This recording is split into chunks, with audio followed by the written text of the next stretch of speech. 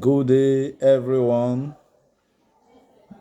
I'm Evans Semamude Deki, the proprietor of Evans International School, Emevo, and also the chairman, National Association of Proprietors of Private School, Isoko North Shafter. I want to welcome all of us to another new term and a new session per se. And it's a good one to resume again. And let's look at how we can work together to make the best out of it this session. That all the stakeholders must work in line to develop our children, which is our major goal. The Ministry of Basic and Secondary Education, the parents, the school, that is the teachers, and the school owners must all work together in the business of the development of the child. And that is why we are here. And school have resumed since on Monday, 11th September 2023. And there are always challenges facing the schools these days, our students, our pupils in the school, and how we can resolve them. You understand? Now, the first one is irregularities in schools, in attendance. If you go around school, this is first week of resumption. If you go around school today, you will see that some schools, you won't see students see teachings going on because there's one notion that school, there's nothing happening in first week of resumption, and because of that one, most students are still at home. I wonder what they are doing. They've stayed at home for over 6 weeks holiday. Don't know if they are not tired or they are not willing to learn. Like some of our schools these days, we resume a week. Teachers resume a week before resumption to prepare ahead the resumption, seminars, preparing everything so that on the first day of resumption, we hit the ground rolling for academic activities to resume. You understand? But some if you go around schools now, some schools you will not even see up to 30% of attendance, which is very bad and is affecting the educational system. I commend the CIEs of the ministry. Some of them are going around checking the resumption, the outcome, but they are just doing that in public schools. They are not coming to private school. But I can assure you that most of our schools, they have hit the ground rolling. They've resumed and normal academic work are taking place. Another issue, this is a new session and a new term, and it's first term. Another thing that will make the learning and teaching very effective is learning materials, and this is the period in which they provide learning materials for students, and this is where parents come in because it's their sole responsibility to provide the learning materials for their children. You understand? And most of these parents, because of financial difficulties, will not be able to provide all the necessary material, and it hinders learning. So we encourage parents, they should take children learning material as a priority, leaving other things that are not relevant now, so that they will face by providing all the necessary material for them for teaching and learning to be effective. We are not magicians that will tear the child head and put the knowledge inside. We need tools, which are the learning material to use in educating these children, which we know things are difficult, things are hard on this present administration, but it's what we must do. So parents are encouraged to provide all the necessary materials, textbooks for their children. You understand? They should take it as a priority. Then secondly, these days there is a major menace, a major problem that is facing schools these days, most especially as from senior secondary school. Children these days are no longer interested in studying. I don't know.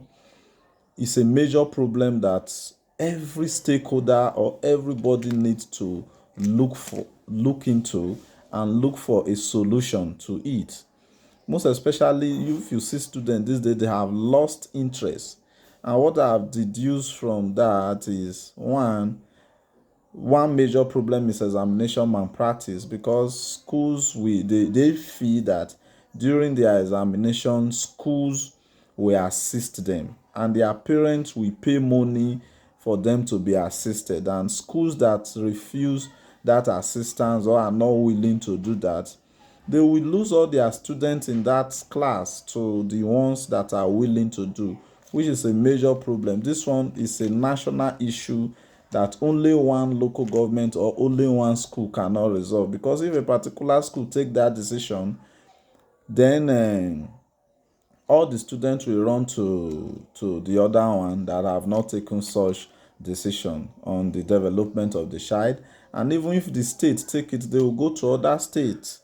So it is a national issue. The federal government should look at how they can really handle such case, so that our students will go back to the drawing table and start to read their books and preparing ahead the future challenge, the challenges ahead of them. Then secondly, the that notion of get rich quick. I want to make money.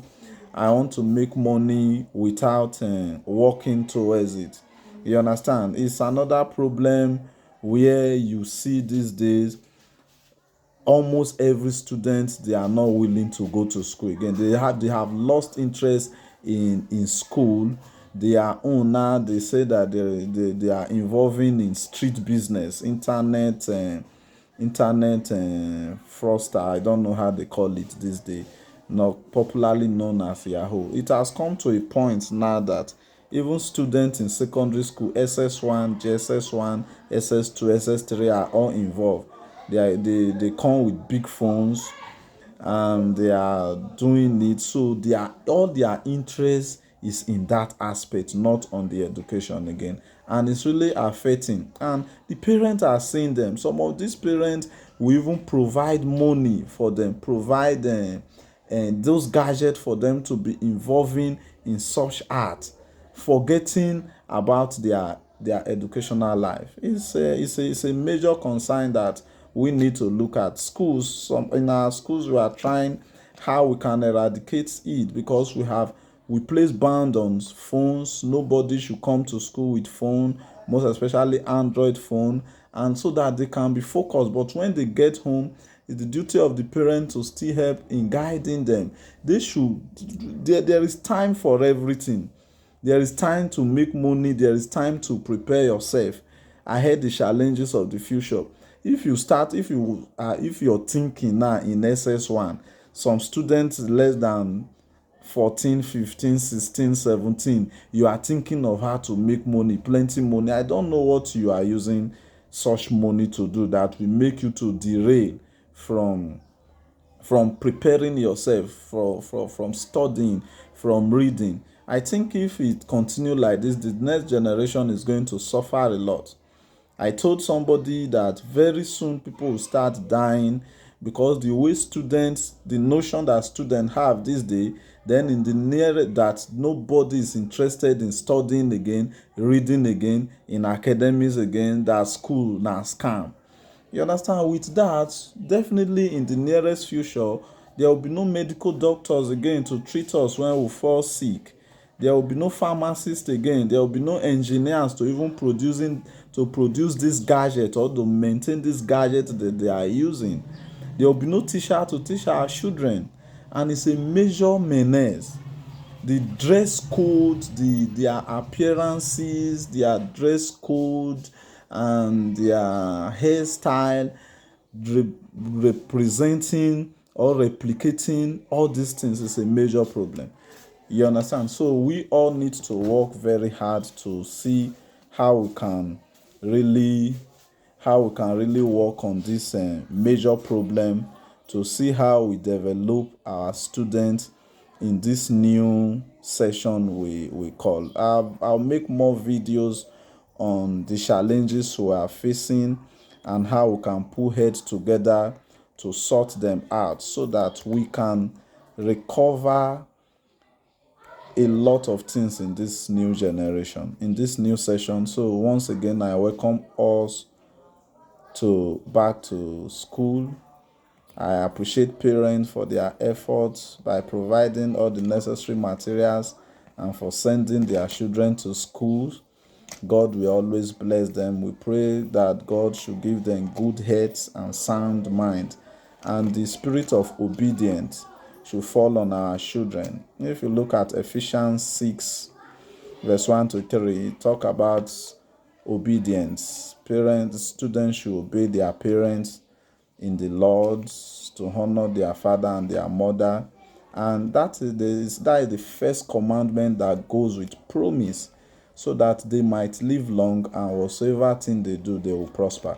So that is what we must teach our students and our pupils, and we must help them to develop.